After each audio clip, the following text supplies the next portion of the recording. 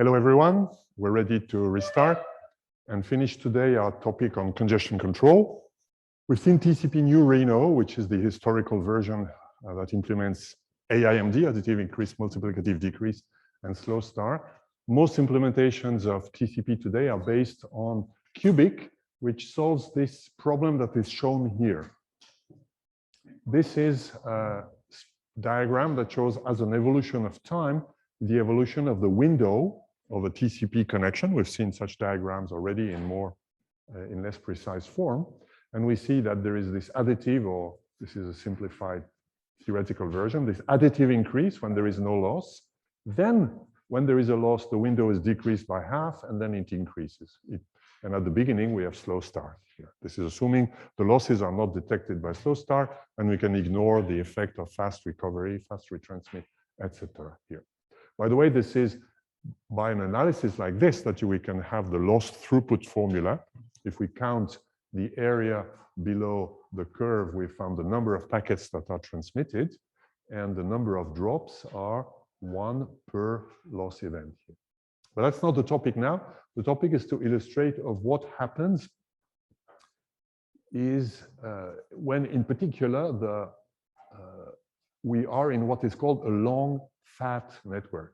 That's a network where the bandwidth delay product is very large, which can occur simply because the transmission and propagation times are huge. If you go to Mars and back, this is what will happen. Or because the throughput is extremely large and the transmission and the propagation time is not extremely small. So that happens, for example, when you do a backup from one data center located in one city to another data center located in another city.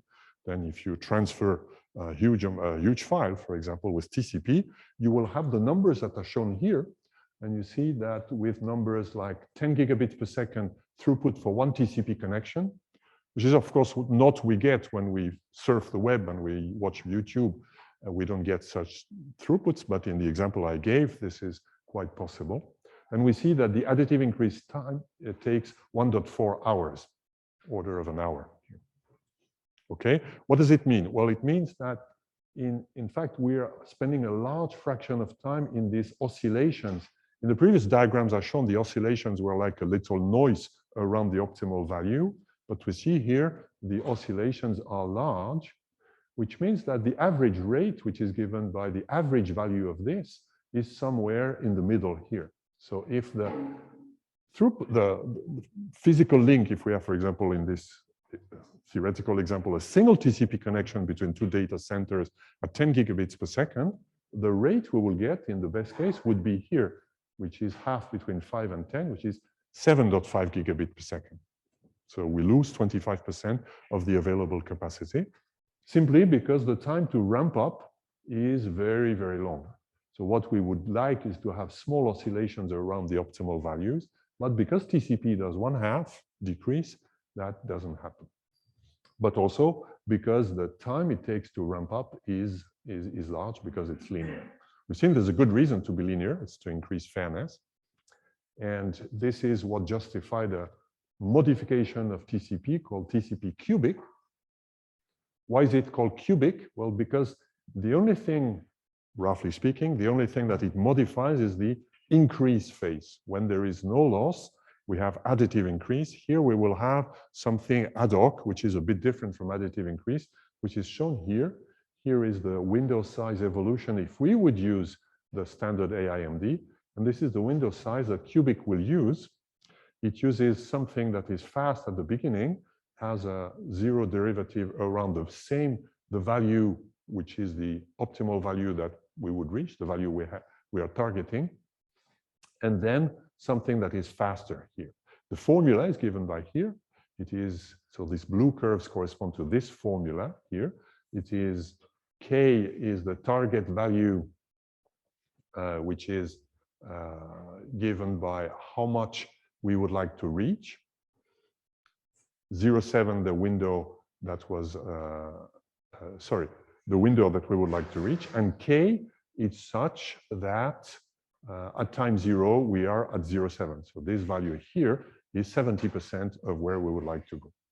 So the idea is W max is the window we had before a loss. We want to decrease. If we do AIMD, we would reduce by 50%. So we will drop from Wmax to 50% of Wmax, and we will increase linearly. Here we drop by 30% instead of 50%, and we increase faster up to a point here, which is computed to be this point is exactly when we reach the value Wmax here. So this is how cubic works, at least as a first approximation. Now, the second difference in cubic, which is perhaps not unexpected, is that the increase time given by this function here is independent of the RTT. So we don't do an implicit RTT matching like we do in Reno by increasing as we receive acknowledgements. Here we increase based on time, and by doing that, we do it independent of RTT. So we remove the dependency on RTT, at least partly, because we will see that there are other mechanisms that go in the opposite direction, but we remove partly the dependency of RTT, at least for the increase here. The window function increase is slower than Reno when RTT is small, and larger when RTT is large. So that's another concern that comes here. Here I'm showing two same diagrams of the additive increase with different values of the RTT, 0, 1 second, or 1 second here. We see that in this case, cubic is slower than Reno, and here it's faster. So how cubic handles that is it wants to be at least as fast as Reno. So it will take not exactly this cubic function that we gave here, but the max of the two. So if the window computed by the formula we saw is less than a theoretical window, that's a theoretical one, that's not the window that TCP Reno would really have, because TCP Reno increments its window based on acknowledgements, not based on the advance of time. So this is computed by this linear formula that I gave before. And if this is less, then we replace this function by that. So we take the max of those two things here. Because the intention is, well, we want to be faster than Reno, we don't want to be slower. So there is another little detail, is that cubic also observed that the drop by 50% is dramatic. In fact, the drop that was in the original papers of people who have published AIMD was not by 50%, but by values that were 1/8. So we would reduce by 1/8, which means the new window would not be 50% of the old, but 0.875 of the old window. Cubic goes in the same direction and says the decrease factor is not 0.5, but 0.7. So we reduce by 30%. We remove 30% of the old window here. Which, if we want to have this formula here right, forces us to modify also the additive increase. Here, there's a little point to observe. We said that the loss throughput formula, we have a loss throughput formula for TCP Reno, which is based on two parameters, the fact that the drop is by 50% and that the increase is 1 packet per RTT here. If we modify those values, of course, we modify the fairness. If we decrease less, then we should also increase less if we want to provide the same as TCP Reno, at least in this regime here. So the loss throughput formula that we saw, which was given by those parameters of TCP Reno, can be given for any parameters. If we do the maths, we will have a loss throughput formula, which will not be exactly the one we had, square root of 2, etc. There will be another parameter, and these other parameters can be matched such that the loss throughput formula for this hypothetical AIMD increase of Reno is the same as it for Reno, which means that the increase is not 1, but around 50% per RTT. So whenever we decide to increase linearly, which is when the WT uses the linear form, the increase is given by this here. So those are small details. If cubic had taken 0.5, then we would have exactly this formula.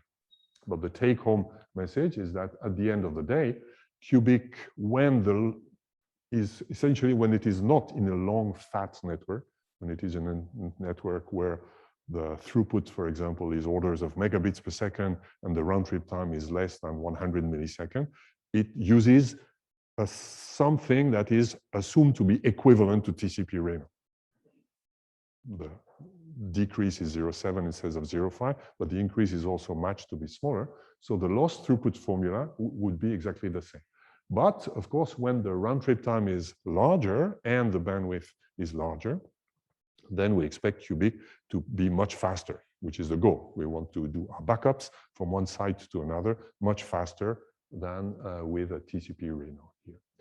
So with a bit of more of math that I will not discuss here, we can find that the loss throughput formula of cubic, which is given by the max of 2 term, this is the formula we know from TCP Reno, and that's the formula we have for cubic. We see that it's slightly different. It depends on the loss rate with a different exponent. Still depends on the round trip time. So cubic is not able to completely remove all dependency on the round trip time, but the dependency is much less. It's by a factor 1/4. So the exponent 1/4 instead of 1/, exponent 1 in the denominator here, which is illustrated in this diagram. In this diagram, I'm plotting the loss probability for a TCP connection that would be in steady state and sees a loss probability Q here. This is in logarithmic scale. And on the y-axis, we find the throughput given by the loss throughput formula. Since it's a power law, it depends like in log-log scale, we see a straight line with slope -1/2 for this formula here, which is Reno, which gives those red lines here. The red line, the different lines are for different values of the RTTs. As we know, if the RTT is larger, the throughput is less. That's the bias of Reno against RTT.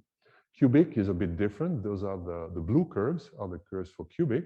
And when we are in this region on the right here, on the top right, cubic is the same as Reno. And for example, at RTT 100 millisecond, this is the loss throughput formula we have. We see that it's much larger when we are in this region here. This region is when the loss is small and the throughput is high, which is exactly when we would like to have very high throughput. This is where we would like TCP cubic to work. So this is what is happening today. So cubic is more difficult to evaluate. The loss throughput formula is a bit more complicated. The fairness of cubic is also more complicated to evaluate. Also, most of the time, and cubic is deployed in many systems, in Linux certainly, and I believe in many others too. Most of the time, we are not in this blue regime, right? It's only when we are really working in data centers that you're likely to be in this blue regime, or at CERN when you do high physics experiments and you download huge amounts of data for everyday's life. There's no difference between cubic and Reno. We are in this regime here. But there are other things. Cubic addresses a first drawback of TCP Reno, which is that the linear increase is long, and since we go from 0.5 to 1, in average, we lose a lot of the throughput here. But there is worse. This worse thing is called the buffer bloat syndrome. Buffers are good in routers because routers and switches are queuing systems. If there would be no buffers, as soon as many flows are converging to the same output, we would drop many packets. So buffers are good. However, when buffers are too large, it may not be too good either. So there is an optimal buffer size, which is very hard to compute because, as you can imagine, the traffic in the internet is very hard to predict. But the problem is illustrated by this diagram here, which I took from this paper. On the x-axis, I'm showing the window size, and on the two y-axes, I'm showing the rate and the round-trip time experienced by one hypothetical TCP connection. So at the beginning, when we start the connection, we ramp up. Of course, there is slow start, which might be a bit more exponential than this. So we increase the rate of the connection until we cannot increase because we've hit the bottleneck capacity. What is the bottleneck? Well, we've seen that when we discussed max-min fairness. In general, for a given connection, if conditions are stationary, there is one or several links that are the most limited ones, the one that dictate the capacity of this connection here. So we've seen that the idea of AIMD is we increase linearly until we reach the capacity, and then we will decrease, etc. And if things are good, we will oscillate around this. In this hypothetical thing here, we remove the oscillations, and this is what will happen to the rate. However, if the buffer is large, the buffer will not stop filling at this point here. If I have a large buffer and I send over this, I keep increasing the window, then I will keep increasing the window even when I've reached the link capacity. Remember that the window size dictates, at least when there is no loss, dictates the rate that I am. W divided by RTT gives the rate. So when I increase the window of this TCP connection, I increase the rate. If the available rate is so much, let's say 1 megabit per second here, I will continue to increase the window because there is buffer space. So we'll continue beyond a window that would give me 1 megabit per second, because in order to decrease the window, I need to see a loss. I need to see a packet being dropped. And the packet will be dropped only when the buffer is full. So if I have a huge buffer, I will continue increasing the window size, which will also fill the buffer and will also increase the round trip time. So the round trip time, which would be the optimal one, if I had a mechanism to know what is the rate that is given to me. Let's say an oracle says to me, your rate is 1 megabit per second. I would compute a window that gives me 1 megabit per second, and I would send with this window for TCP, not more. If I would have this oracle, I would operate in this point A. I would have capacity, I would reach the capacity, I would use the capacity that's available to me, and I would have a smaller RTT. But with TCP, we don't do that. We operate here. At least with TCP, without ECN, we operate here, which means we fill first all the buffers. Only when the buffers are operating around saturation, we receive enough feedback to adjust our rates here. This may be good in some cases. For example, if you have a lot of very short-lived flows that send a few packets, then there's not much time you have to react. So it's good to have a lot of buffer because they will not see losses.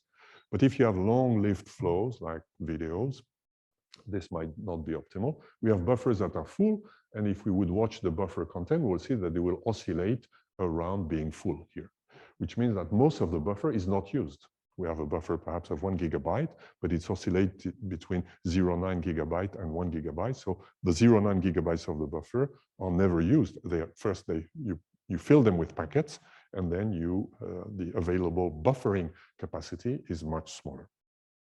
That's called the buffer bloat syndrome. Why is it bad? It is bad because the round trip time is bad. So for in particular interactive flows, if you want huge buffers to give good performance for short-lived flows in particular, then you will have also a very large delay. And that's a problem that's been observed by all big data companies, Google, Amazon, Facebook, etc. They observe by doing measurements that the round trip times are very large, that you have round trip times that are order of seconds because of those buffer problems. Now, there is a way to avoid this, which is to come back to the original proposal that was implemented in DECnet, which is to use something else than loss, which is as feedback, which is called explicit congestion notification.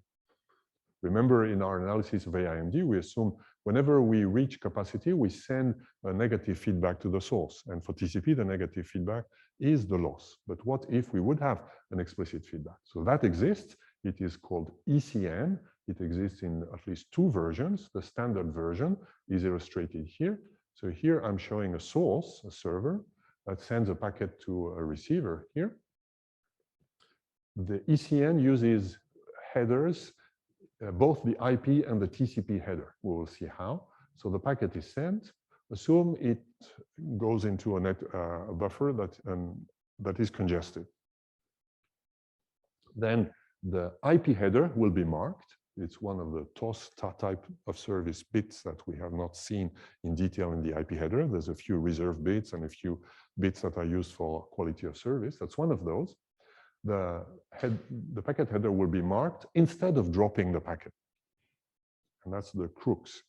because you drop the packet when the buffer is full. But if you're running an internet link, you can observe that this link is full by simply counting how many packets are sent every second.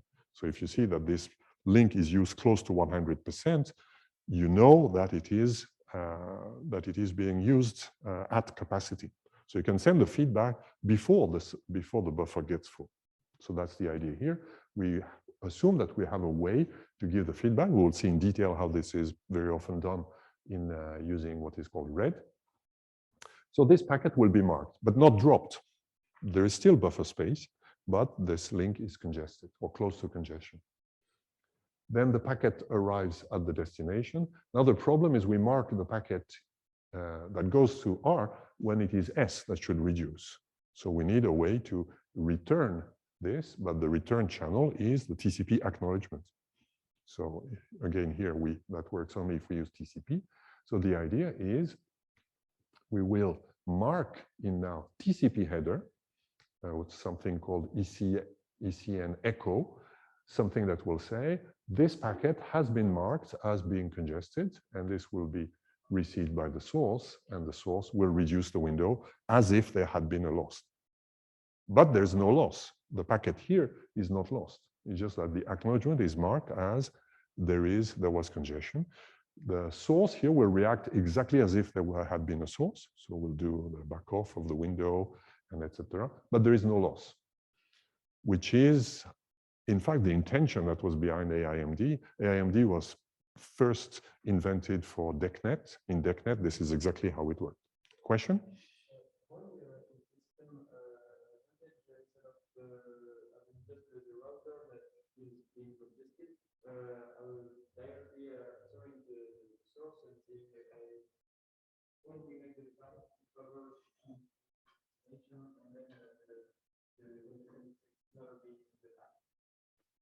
So the question is, why do we mark this in the packet instead of having the router send a message back to the source saying this is congested? Well, that exists. It's called source quench. It's one of the ICMP messages. But if you think a bit, if you're running a router, you probably would not like to do that, right? Because first, that causes the router to send a packet to a source, which most of the time, if you're in a small private environment, perhaps you want to do this, but in a more open environment, you would not like to do that. It gives work to routers. Remember, routers are optimized real-time processing system. They have to process packets at hundreds of thousands of packets per second, and they are highly optimized to handling the IP headers. If you need to reply by creating another packet that you send, that's a lot of work at those speeds for a router. That's the first reason. Second, there are also security reasons, right? Makes it very easy to attack a routers with those messages. So this is possible, but for those reasons that said, it's not implemented. Instead, we simply shuffle one bit on the fly in a packet header, right? And then the destination has to echo it back.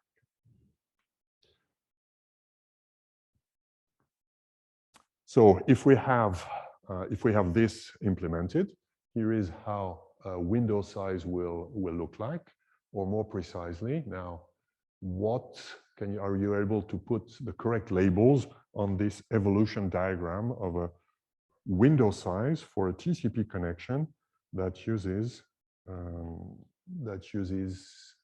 runs on a network where ECN is deployed? So I'm opening the call.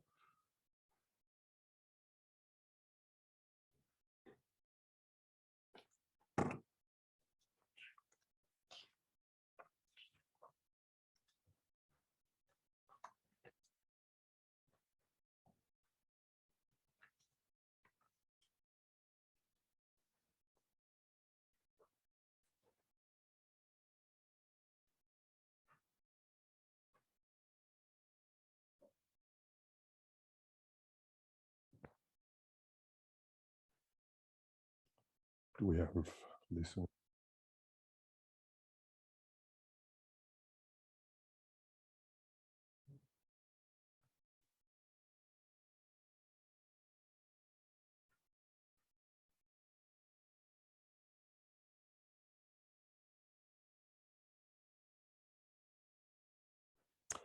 Closing the poll in a few seconds.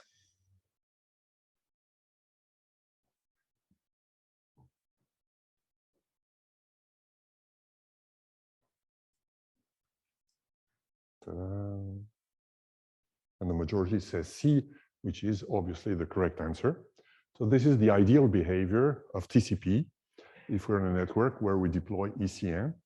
Why is it ideal? Well, because there will be no loss, at least no loss due to congestion.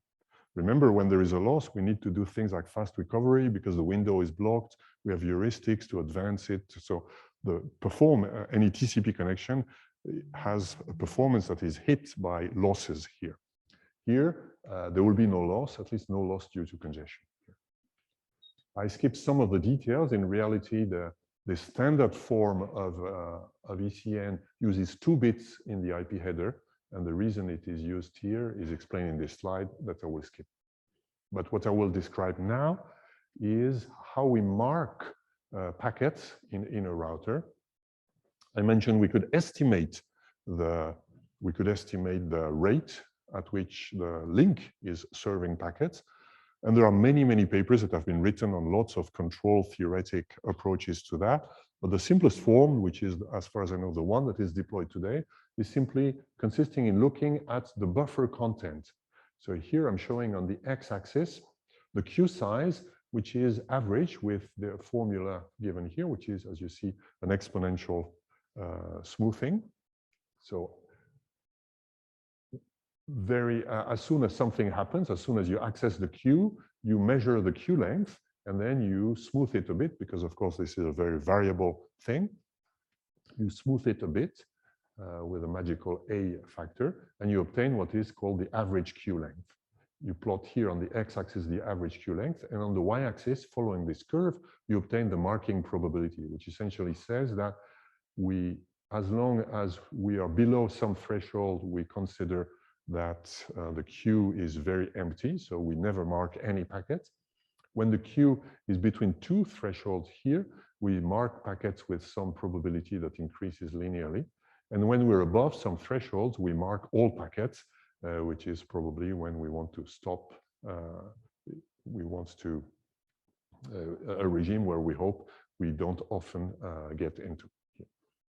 So this ECN is typically combined with this, and that is an example of what is called active queue management.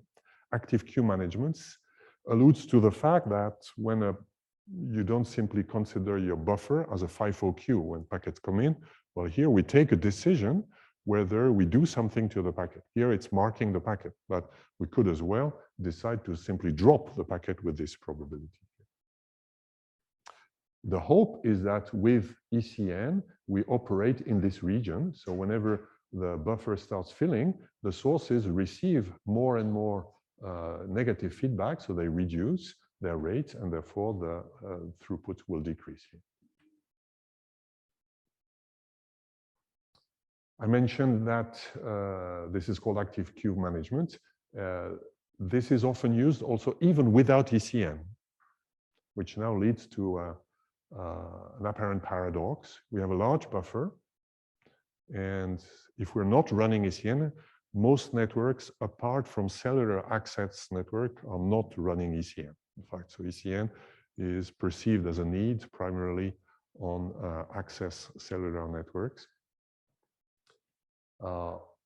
What other networks very often do is apply this red formula for dropping packet, which means if you apply this, that means you consider queue not as a marking probability, but as a dropping probability. So a packet comes to your queue, you estimate this quantity, the average queue size, you compute a drop probability, for example, 0, 1 here, you flip a coin, and with probability 0, 1, you will drop this packet, even if there is some available buffer in the queue, right?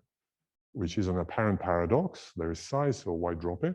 But the apparent paradox is dictated by what we said before. The goal is to avoid the buffer bloat syndrome by saying we would like as much as possible to avoid filling the queue by giving some feedback to the sources with some small probability. We expect most of the time we will be running here. So we will avoid going to the buffer being completely full while still having a buffer for what is called short-term fluctuations. For example, if there is by a large deviation from average case, where there's all of a sudden 1,000 inputs that are going to the same output at exactly the same time, then we will still have the buffer for that. So this is often deployed. And another side effect also is that the drop, if that's something that is known from queuing theory, if you observe the dynamic of a FIFO queue, you will see that it's extremely irregular. So when the queue gets full, it depends on the synchronicity of packets. Which TCP connection will receive a loss also depends on when the packet gets accepted into the queue. So it's very hard to match exactly these loss throughput formulas that we've done, and you will experience that in lab 5. We'll see that they are roughly speaking true, but in particular, if there's a small number of connections, the FIFO queues, the tail drop queues are extremely hard to predict. With ECN, it makes it a bit less hard to predict because the drop comes from simply the intensity of traffic and not from the fact that by bad luck, your packet had to be dropped because it was the last one in the queue. But if this packet had arrived 1 microsecond later, it is the packet before it that would have been dropped, and this packet would not have been dropped. So this subtle synchronization patterns are hard to predict here. We'll come back to ECN in a few more minutes, but before getting there, another question. In a network where all flows use TCP with ECN and all routers support ECN, what do we expect?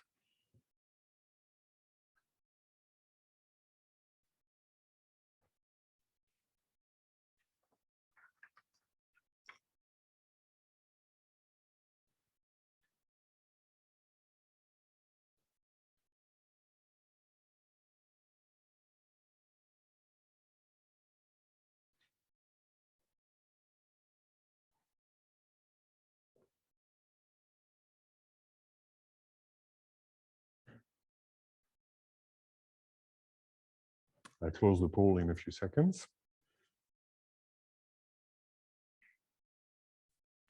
And the correct answer is C. There is no congestion. There is no packet loss due to congestion in routers if all the parameters of ECN and red are well tuned. This is what we expect to happen. However, there might be congestion in other devices than routers, notably bridges, switches. Switches don't look at the IP packet header in principle, so they don't mark congestion. So congestion in bridges would still occur here. By the way, TCP reacts to congestion in bridges as well as routers when it's marked as a loss. If a packet is lost, TCP reacts whether the loss is due to congestion or not, and if due to congestion, whether it's a bridge or a router or something else, that doesn't make a difference here. So this is the benefit of ECN. As you see, it doesn't solve all the problems. It doesn't solve the problems of losses that are not due to congestion. They have to be solved as much as possible by extremely high quality wireless links. And it doesn't solve the problem due to bridges. And sometimes bridges are bottlenecks. Most of the time, the bridges are in the access network. So if I'm in my office, I have Ethernet. Probably my Ethernet infrastructure is not the bottleneck. The bottleneck might be my ADSL modem, might be the internet where I'm sharing traffic on congested paths of the internet. It may be on the server side. But there are places where switches are bottlenecks. In data centers, some switches might be congested. And there are also switches that might be used at interconnection points between different routers of different domains. So that may happen, and that doesn't solve the problem. So ECN, unfortunately, will not solve everything, but will improve performance if deployed.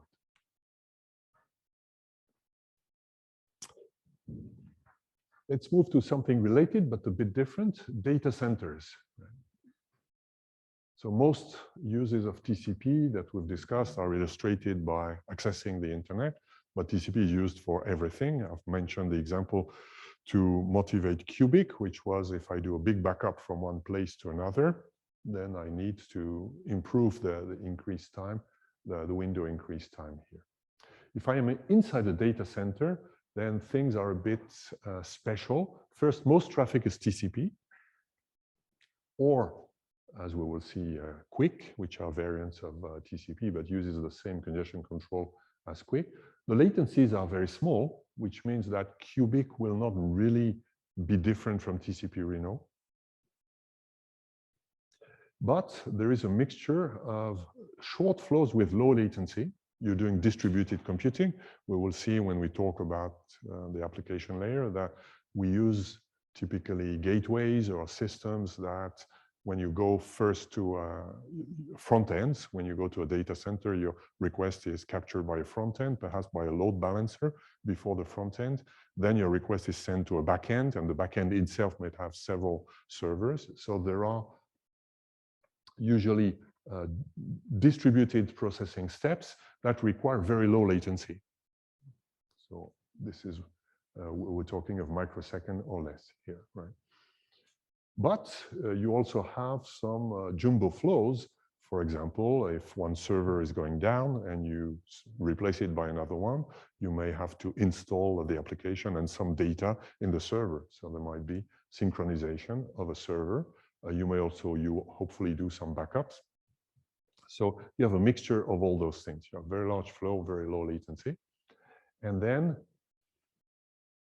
if you had to decide for a version of TCP to run in a data center, which of those combinations would you take?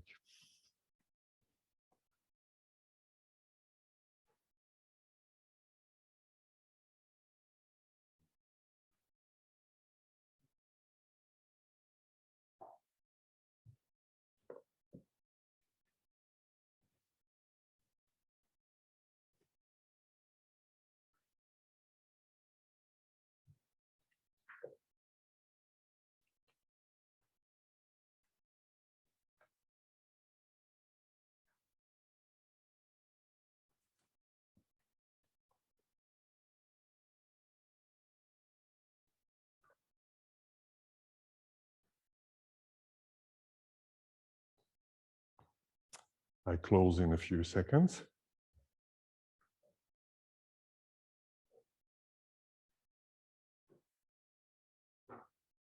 Closing. The majority says D, which is probably the correct answer. I'm not sure there is one single correct answer because we will see that data center, TCP does something a bit different.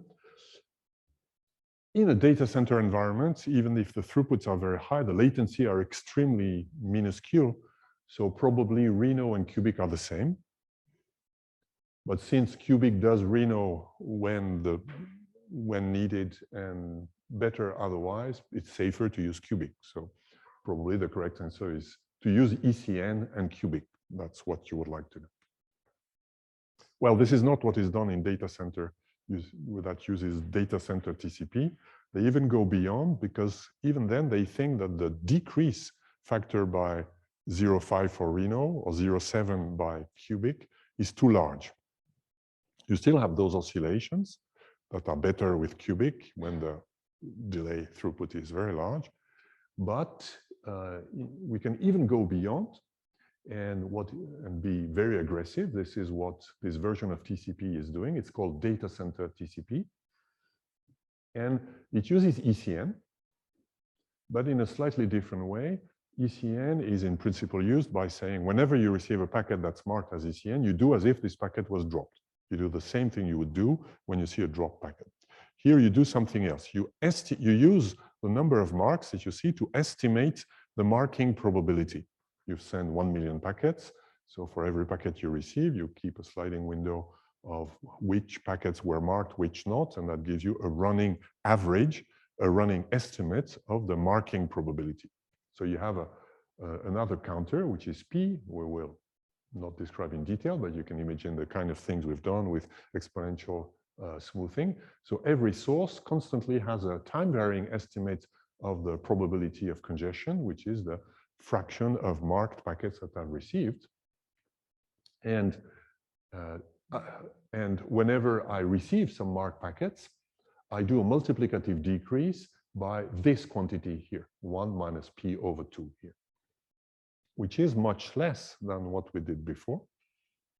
If p would be 100%, which is what you do when you have a window of 1, if you estimate the probability of one packet, when you receive a marked packet, when there's 100% of my packets that are marked, so you would do the 50% decrease. But you take a slightly larger window, and you have an estimate. If you lose 10% of the packets, when you see a packet being marked, you decrease the window by 10% only, not by 50%. And this is exactly solving the problem, that is that this decrease is large, so that we will have truly minuscule oscillations around the value here. And yes.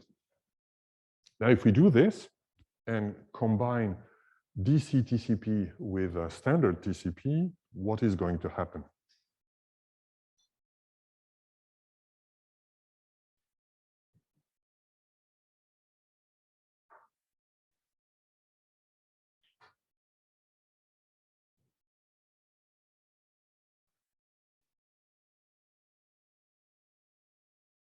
Whoops.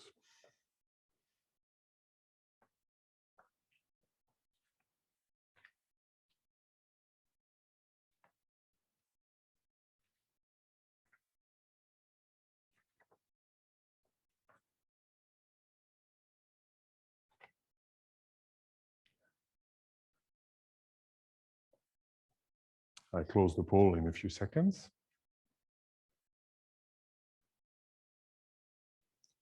Dirac on B, which is indeed what will happen. DC TCP does the same additive increase, but the multiplicative decrease is much, much smoother. So it is considerably advantaged compared to standard TCP, whether cubic or Reno. So DC TCP will get much more throughput, which means we have a problem with DC TCP if we run it in the open. DC TCP is too aggressive and is never deployed in the open. So we'll have it in the lab, in lab 5, but in principle on your laptop that you're using now, you should not be using DC TCP, or perhaps you should, and then you will get much more throughput than others. But perhaps your operating system vendors will not make it easy to install DC TCP, other than if you have Linux.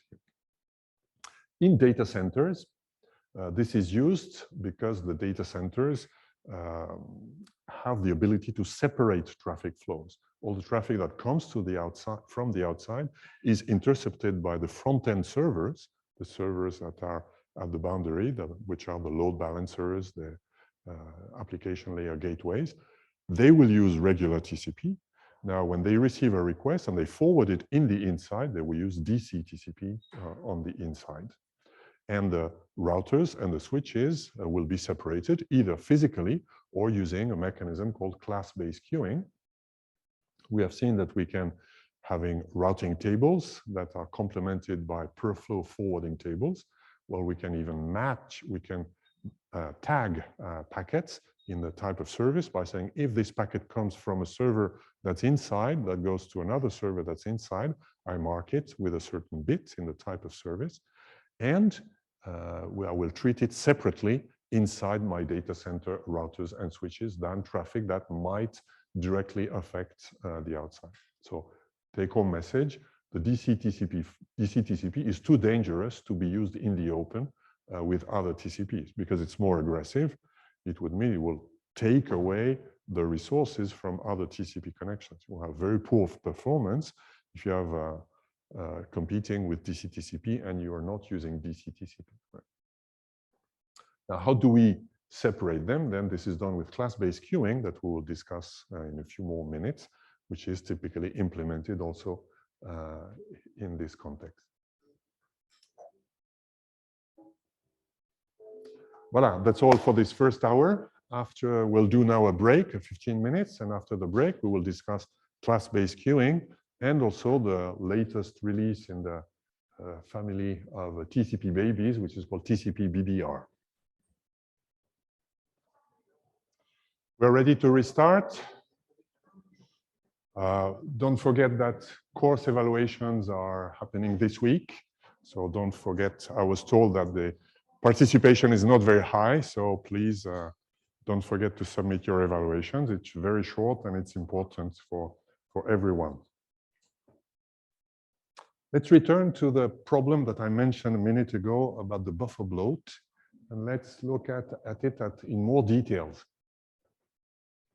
In fact, the buffer bloat is really happening in the low speed part of the internet. When I say low speed, it's compared to the very high speeds that are happening in the core of the internet.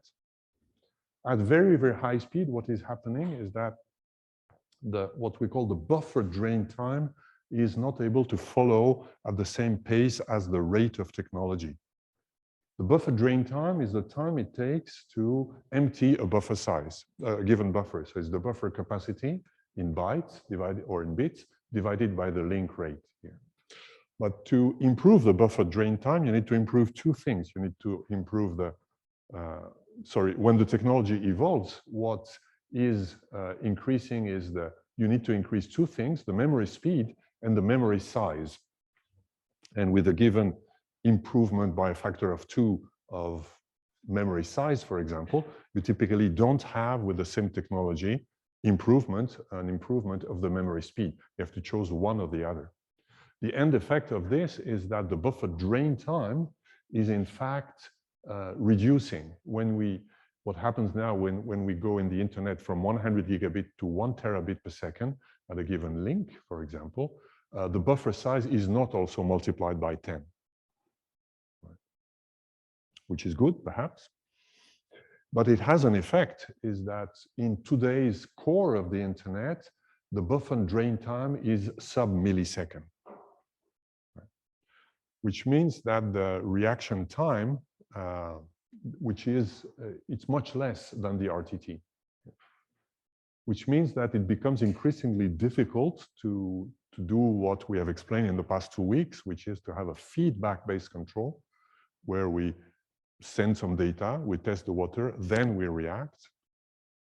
Well, in fact, by the time we do that, the buffers are in fact very small. Now, the problem is that at the speed where we are in the internet, buffers are too small here, which has the effect that the feedback control is perhaps fundamentally a problem. We've seen that feedback control has a problem, but this problem can be solved with ECN.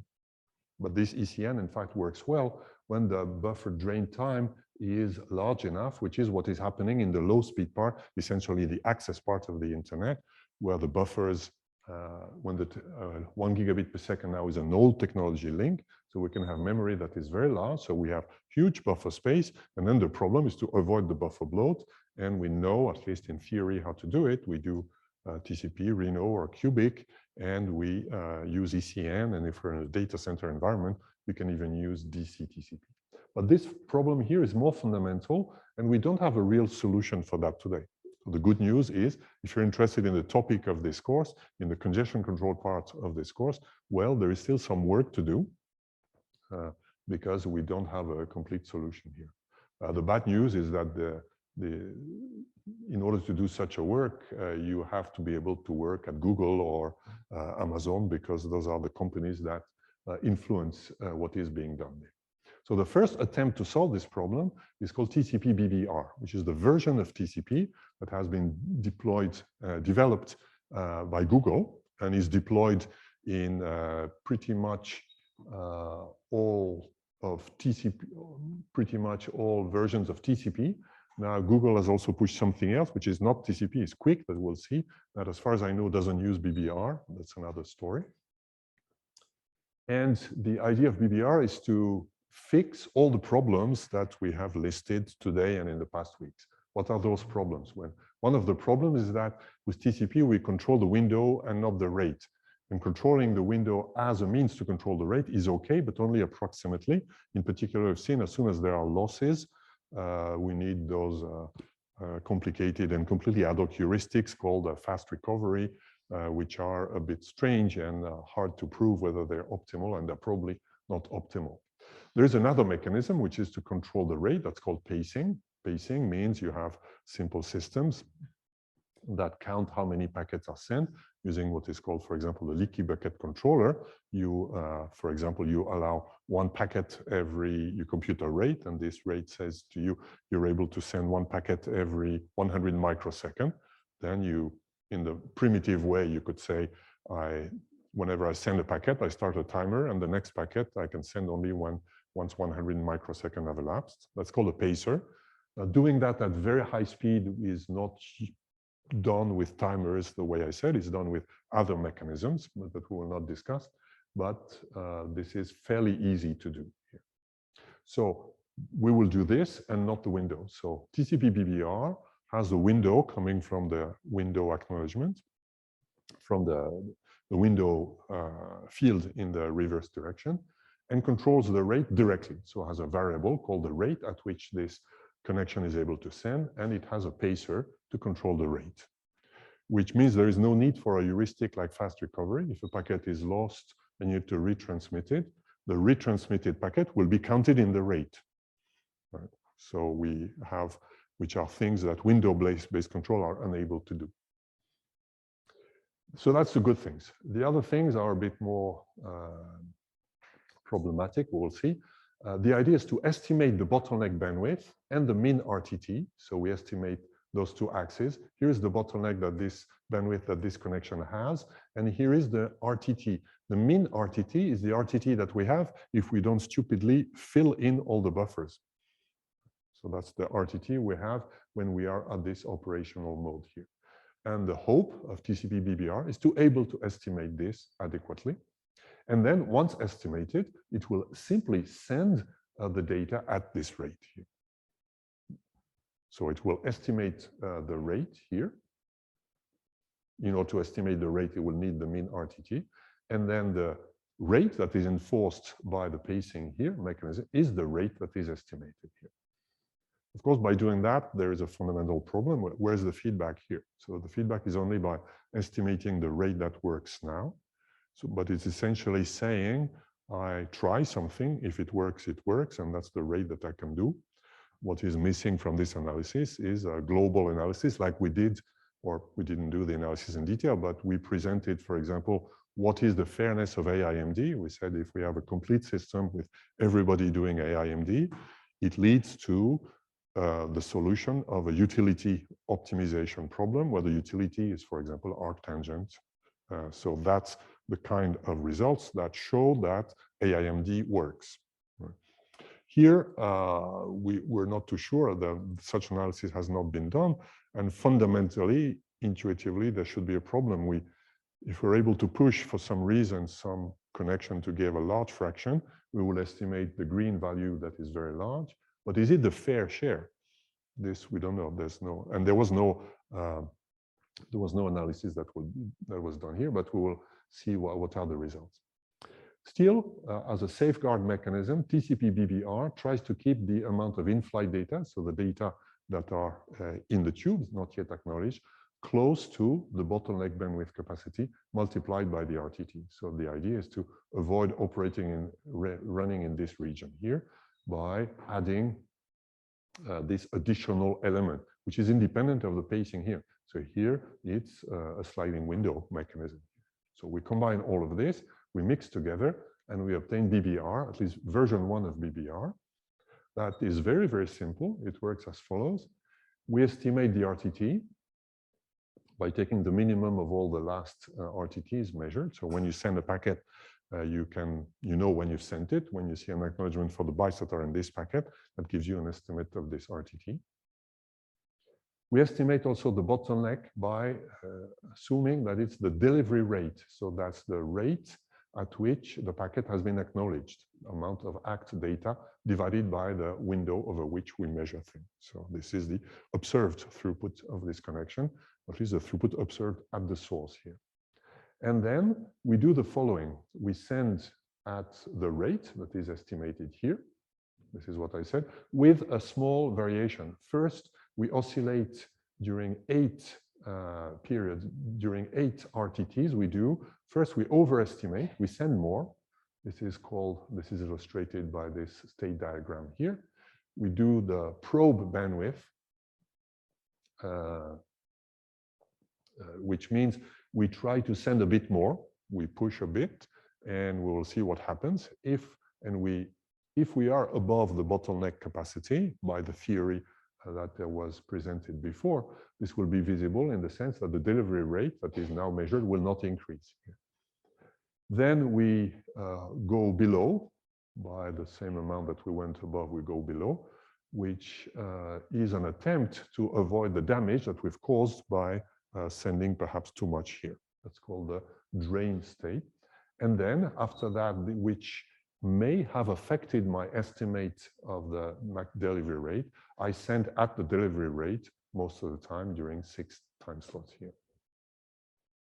So this is exactly the how it works. There are other details, as you can imagine. It is, in particular, there's some kind of slow start here. But the major thing is that there's no reaction to losses or ECM. So if your packets are dropped or not, of course, TCP will retransmit and so on. There are reactions and states of retransmission. But in the sense of adapting this, there is no reaction. So if you drop a lot of packets, but you still are able to send at a very large rate, you will send at a very large rate. This is what Tcpbr does. So that was done a few years ago by people at Google. They've deployed it, and because they're Google now, most of the internet is now living with this. And indeed, the performance measured at Google is showing that the throughput that is reached by connections that use Tcpbr, also this is figures that are taken from a data center. You see that BBR has those, BBR is in green and cubic is in orange here. And you will see that the throughput is larger, and that the latency, which is, green is the throughput and orange is the latency here. And the plain line is BBR, and the dotted lines are cubic and Reno here. And we see that with cubic and Reno, we have these oscillations here that are largely absent from BBR. Of course, it doesn't have this multiplicative decrease when there is a loss. And therefore, the performance is better, at least as it seems. But as you can imagine, this has been studied by a number of academics that have done either simulations or measurements. And we found that there are 2 problems. The main problem can be linked to the fact that it takes no feedback from the network other than the very indirect feedback, which is what is the rate that I was able to achieve in my testing phase. When I increase the rate a bit, I'm able to achieve this, therefore that's the rate I should have. But to be safe, you should do a bit more. You should have either a game theoretic analysis, because if I get a large rate, perhaps it's not my fair share, perhaps just I was lucky, I was able to push everyone because I arrived a bit earlier or a bit after. And if that happens, I will have a consistently high rate and others not. And this is exactly what is happening. So some experiments have shown that when you run a number of TCP-BBR connections, you have some TCP-BBR connections that get a very large throughput and others not, just by bad luck. So there is no fair sharing. It depends on the buffer size, and things are bad when there is small buffer. But as we have seen, the motivation for BBR was when we are in this very small, shallow buffer, which is because if we have large buffer, we know how to solve the problem with ECN here. Worse, of course, when we compete BBR with cubic, then it depends on some settings, in particular the bandwidth delay product. If there is a magic setting of the parameters, cubic and BBR will get roughly the same, but if there is not, the performance will be very different here. So in fact, the performance of BBR depends not so much of this funny thing here, but of this simple in-flight cap value here. So the academic community agreed that, well, there are problems, and so Google is now addressing this. by essentially adding some feedback reaction to loss in addition to that. So we're back to square one, essentially. Question? How many times do you test to compute to measure the RTT function? First, measure the RTT and then stay with it all the time. So the question is, how does BBR measure the RTT? So BBR attempts to measure the minimum RTT.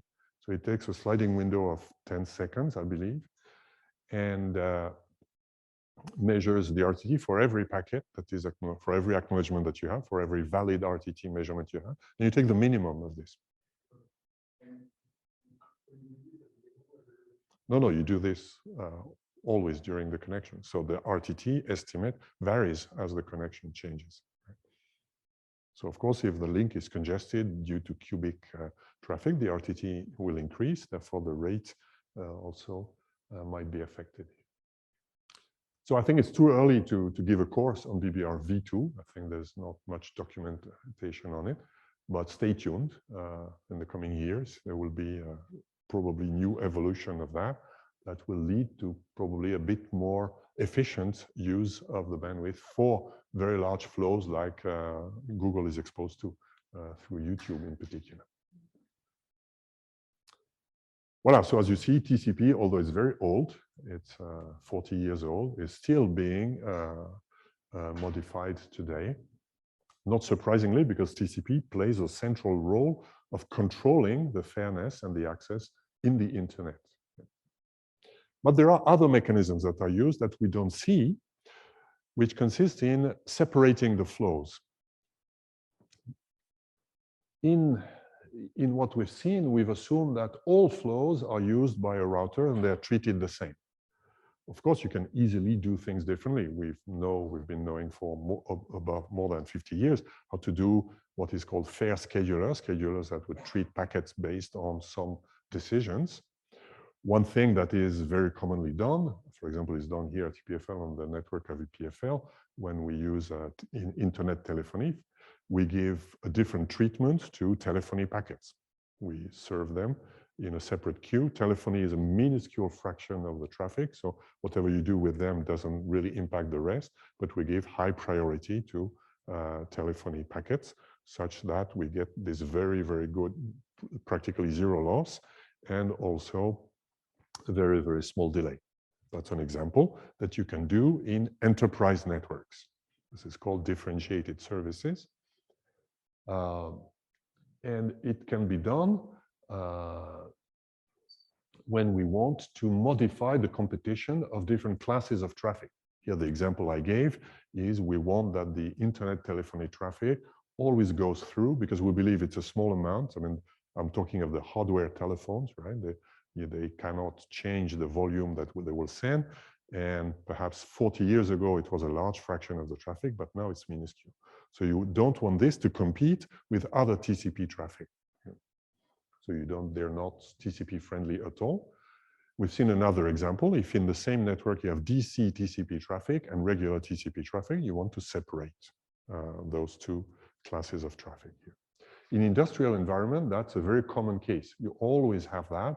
In industrial environment, an industrial environment is, for example, a factory floor where you have a number of robots that communicate with controllers.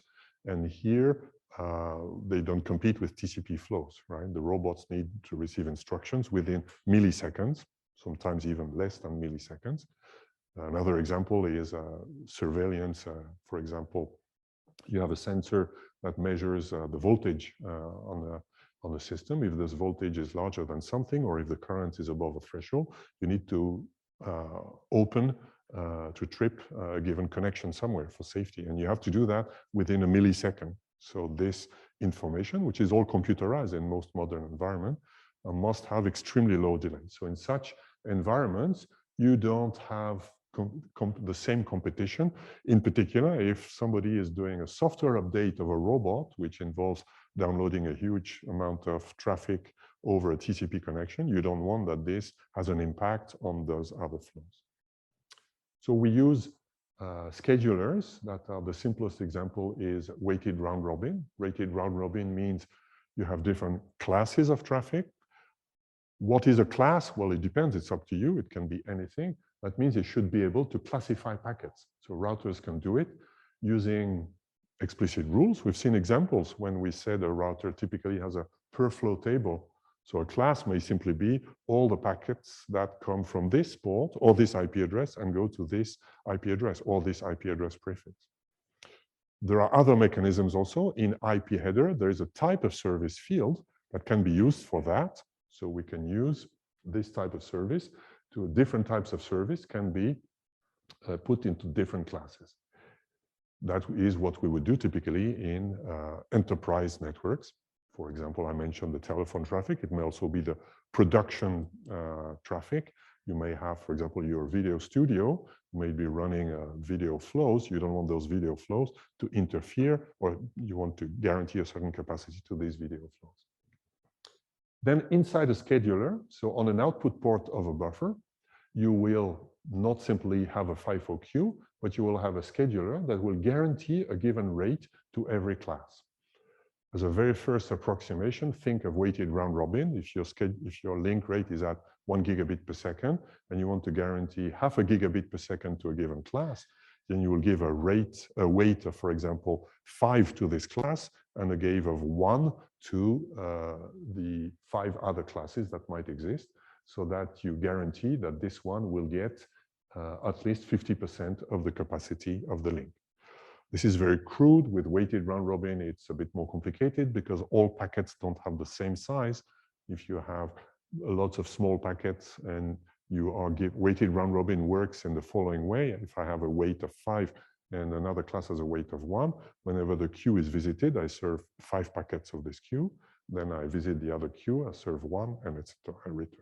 If all packets have the same size, and if I have what I said, 5 and 1, it means I will have 5 over 6, which means 83% of the link capacity will be guaranteed to this class. In reality, packets don't have all the same size, and to account for that, we have deficit round robin, which is the same as this, but accounts for the fact that packets don't have all the same size. So this is typically done in, as I said, private environments. In the internet, we don't do that very much today. So you cannot, from your Swisscom internet subscription, you cannot say, for example, oh, I would like to have high priority, therefore my packets will be treated with a high priority bit. This is not done because it's not done in the public internet because there is no well-known mechanism to address what is called the fair sharing of the internet. This is the so-called problem of network neutrality. The belief today is that the network should be neutral, so it should treat all flows the same way, means TCP. TCP friendly, the universal model. We should share congestion the way TCP does, and we should give preference to flows of a certain type or another. But of course, this happens in all enterprise networks and in all cellular networks. So if you buy a Swisscom cellular subscription, you can choose the size from very small to very large. And the way they do that is by doing exactly that kind of things. They will give to your traffic different classes. And if you're in the very small, then you're in the class where if there is no congestion, you'll have the same performance of others. But if there is congestion, you might have less performance. Here is an example of this is an industrial network where I have sensors that send traffic. Here, that's high-speed sensors. For example, that is monitoring, sensor 1 is monitoring an electrical system. It's a PMU, phasor measurement unit. And it streams at 1 megabits per second. So every 20 milliseconds, it is a number of measurements, which leads to 1 megabit per second. Here are another sensor that streams at 1 megabit per second. Such real-time applications are typically using UDP. You might also be using TCP, but in this example, I'm assuming they're using UDP. They often use UDP because they need to send at a given rate. If you observe every 20 milliseconds something, it's easy to do a computation. It says, how many data are you observing? You need every 20 milliseconds to send 20 packets, for example, of size 1,000 bytes each. So you know exactly the rate at which you want to send. There is no need to do TCP here, and you will not reduce the rate because there is congestion. You do that if it's a video application that we've discussed before. But if it's a measurement application for real-time control, you don't do that. So this rate must be guaranteed by the network. And you can do that by putting in a class, that is the red class here, and putting schedulers here that says, I guarantee, for example, 2.5 megabit per second at all the nodes of the red class here. Since I have 1 and 1, I have only 2 sensors that I have a total of 2 megabits per second, and it's a good engineering rule to always add 20% to whatever you've done. So this is what we did here, and that leads to roughly 2.5 megabits per second. And the rest, the so-called best effort traffic, the traffic that we have in the internet today that uses TCP for regulation, is allocated the rest. So here, I'm assuming for simplicity, those round numbers, 10 megabit per second is available on this link, and it's shared by 2.5 and 7.5, using the mechanisms of deficit round robin, for example, that I mentioned before. Now, a particularity of those sharing mechanisms is that it's not a strict sharing in the sense that I am not dedicating 2.5 megabits per second to the red traffic, which in fact it is not using. The red traffic is only using 2 megabits per second. So when we have those schedulers, they have the property that the capacity that's available can be borrowed. So in this example here, the traffic here is at most 2. That means in reality, what is available for the blue connection is 8 megabits per second in this network, or even 9 in this node here, because there's only 1 that is guaranteed here. But the guarantee for the blue is 7.5. The 8 it will get if the red, or the 9 it will get if the red is not sending more than this. So that's a mechanism to guarantee something while being efficient, because typically you will guarantee a bit more to the critical flows. And if the critical flows are not using them, then the capacity is still available for the rest of the traffic. This is important, this separation, also because even the critical flows, they are critical, so hopefully they are well engineered, but you still have bugs everywhere. Bugs exist everywhere. The more we computerize things, the more we see the effect of bugs. So perhaps a device here that's supposed to send at 1 megabit per second, for some reason sends at 1 gigabit per second. Because, for example, it's stuck in a loop. It sends a packet, normally it sends a packet, does a number of things, but bug, it sends. So that can happen. That's the kind of self-inflicted denial of service, and you cannot exclude it. It has a name, it's called a babbling idiot, a device that sends more than you expected it. So if you care about this, then you might even separate the red flow into multiple classes to make sure that if one class has a one of problem, then it does not impact the others. This is what class-based queuing will give you. It guarantees that if the red does more than whatever it should be doing, then the blue still gets 7.5 megabits per second. So if Facebook had done things like this, perhaps they would not have had all the problems they had. If there is a babbling idiot here that's sending continuously at 1 gigabit per second, it's a denial of service on your network. The network doesn't work. But if you protect by different classes, you still have the blue that works, so you can do an SSH into the devices to correct the things with the blue traffic here. So assume we have this thing here, and the red sensors are working as expected.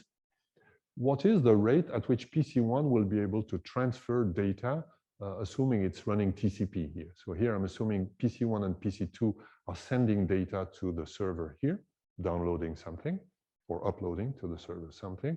And I'm assuming to simplify, they have the same round trip time here. What throughput will they get in this setting?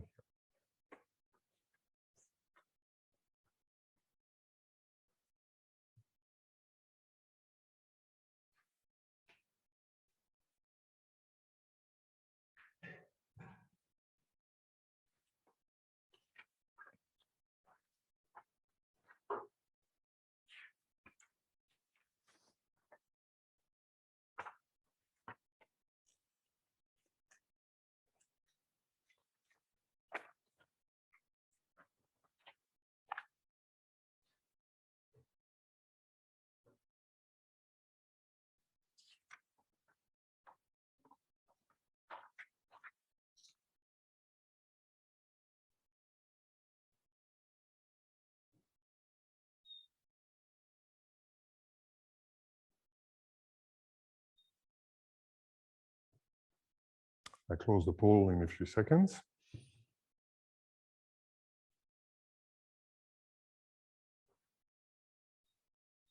And the majority says B, which is the correct answer. To see why, and we can simplify the problem by saying that PC1 and PC2, what they see in reality is this network. So whatever happens in the red queue impacts them because the red queue is not fully using its capacity. So the result here is that there's 9 megabits per second available and 7.5 guarantee. As long as the red queue, the red traffic behaves normally, what is available is in fact 9 megabit per second. And here it's 8 megabit per second that's available, and here 8 megabit per second. So we have here a bottleneck, which is where the two flows join here, which is at 8 megabit per second. They will share the bottleneck according to the rules of TCP with a bias against RTT, but in this example, I simplified and assume they have the same RTT, so we'll have the same, which is the 8 megabit per second, which is divided by 2 for each. If you're not too sure, you can solve the problem. We know that TCP allocates the rate in order to maximize its utility function, which is the same for both because the RTTs are the same. We can look at the optimization problem, which can here be solved explicitly, and we will see that exactly what we said intuitively also works.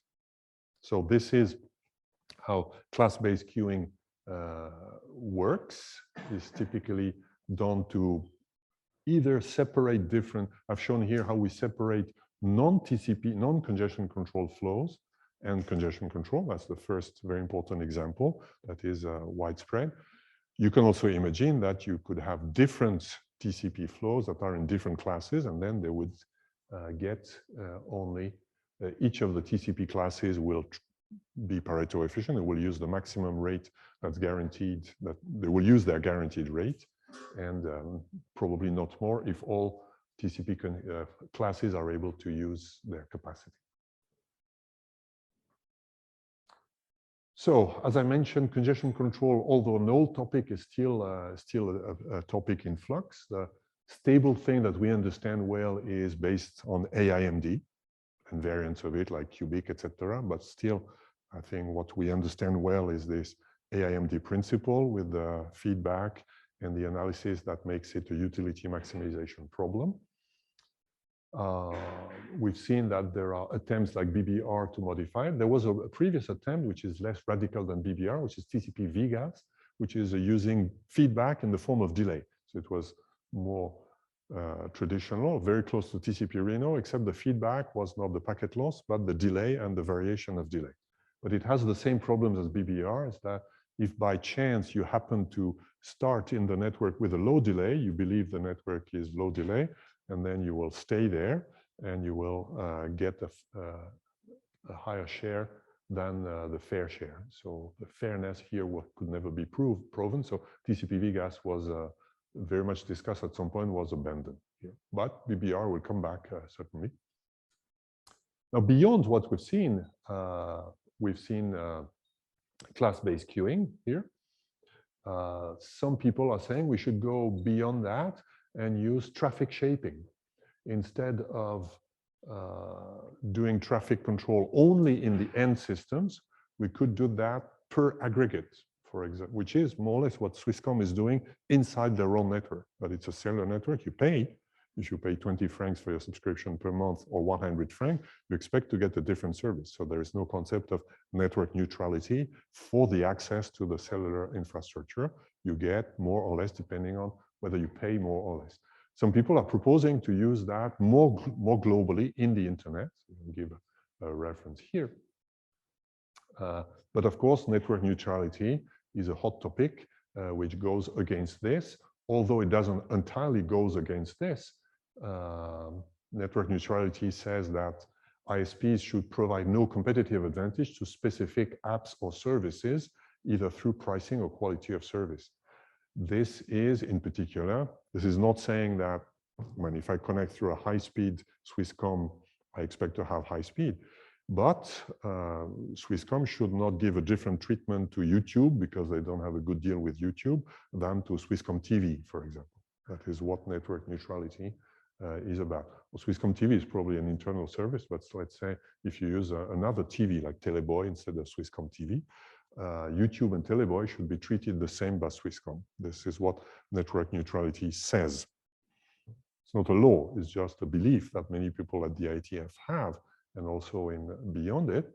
But of course, the big internet players are trying to push against that. I mean, you have countries, for example, where the internet service is provided by Facebook. In Indonesia, they provide an internet service, which of course is given by Facebook. So you have essentially Facebook apps, and at very low speed, you can still go on other apps.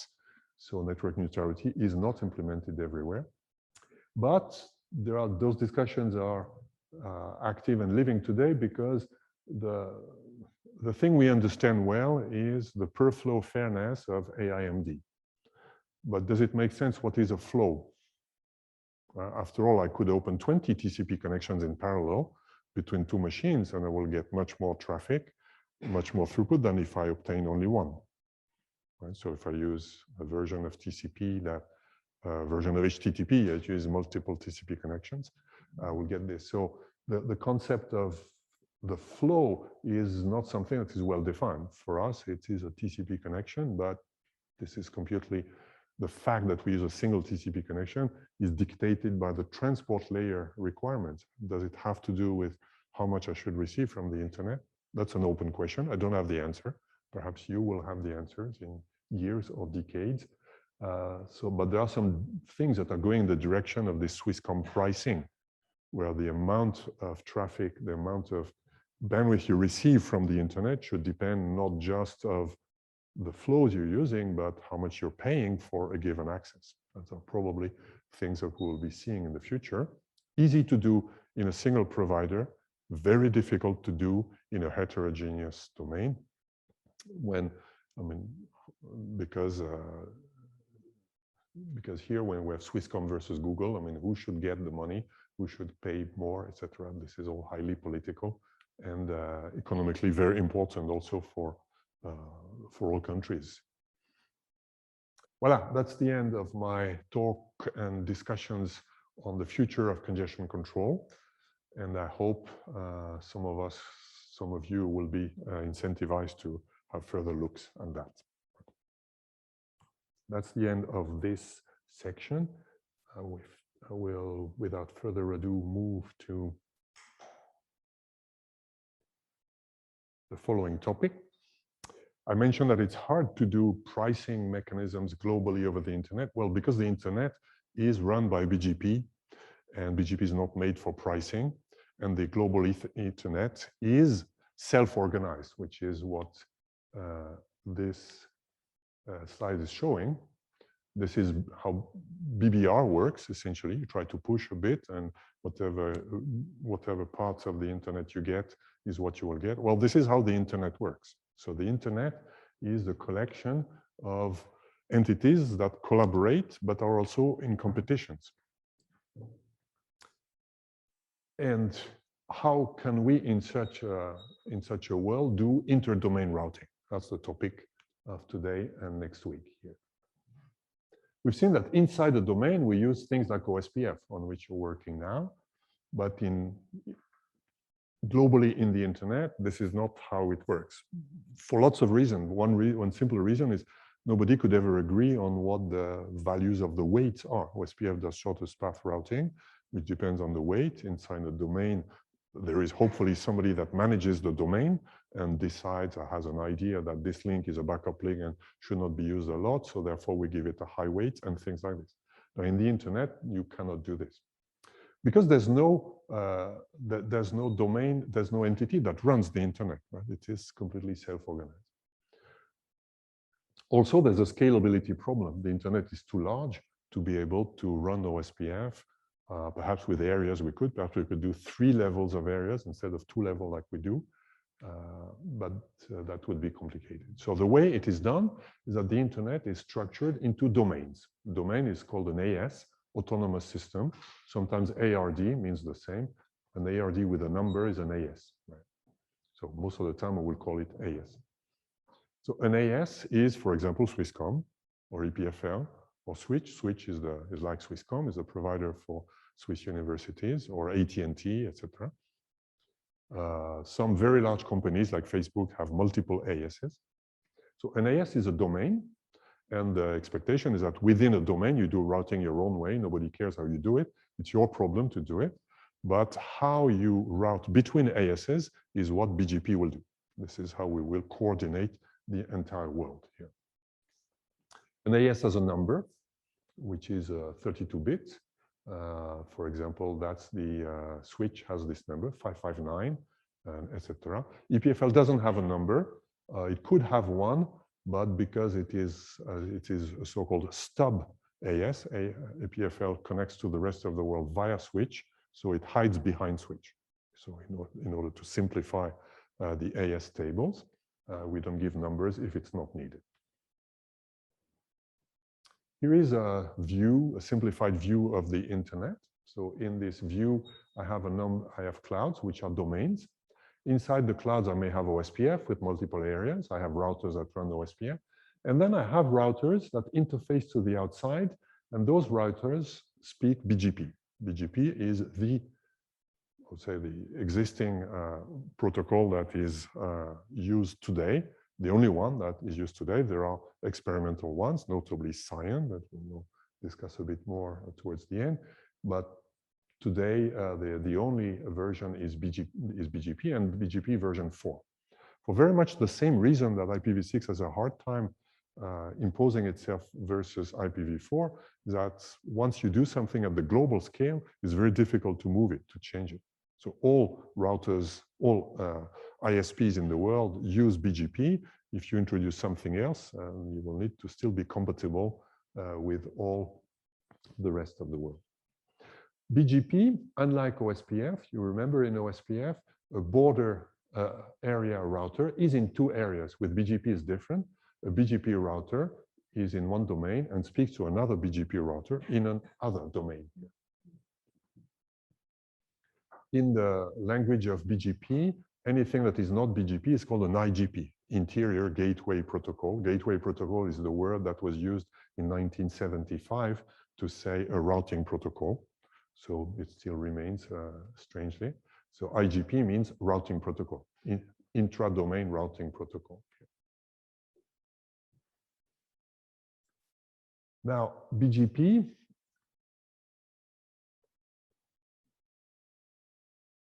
is used to, like OSPF, and what OSPF is used for is computing shortest path, but also to pass around the information of what are the prefixes that exist. So BGP does the same, except BGP will not compute shortest path because it uses path vector. That we will describe in a second. And another important addition that we find in BGP is policy. In OSPF, we compute paths. We're inside a domain. Whatever OSPF says is what you will do.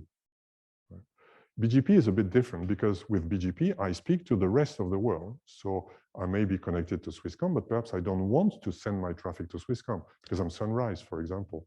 Or perhaps I want to send it to Swisscom because it will save me capacity. So this is called policy routing.